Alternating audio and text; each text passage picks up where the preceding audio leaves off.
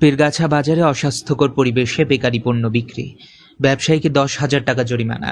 বিস্তারিত জানাচ্ছিলেন Shah Mohammad Zahid Hossain, staff reporter, Rangpur থেকে। অভিযান নিউজ টিভির সাথে আছে আমি নাইম। রংপুর জেলার পীরগাছা উপজেলা বাজারে অস্বাস্থ্যকর পরিবেশে বেকারি পণ্য সংরক্ষণ ও বিক্রির দায়ে এক ব্যবসায়ীকে 10,000 টাকা জরিমানা করা হয়েছে।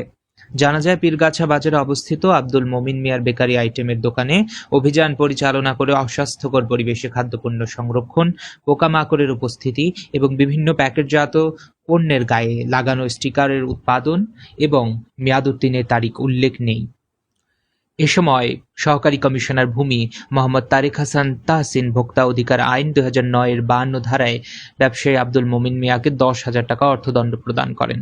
অভিযান শেষে তিনি ব্যবসায়ীকে আগামী 1 মাসের মধ্যে স্বাস্থ্যসম্মত পরিবেশ নিশ্চিত করে খাদ্যপণ্য সংরক্ষণ এবং বিক্রির নির্দেশনা দেন।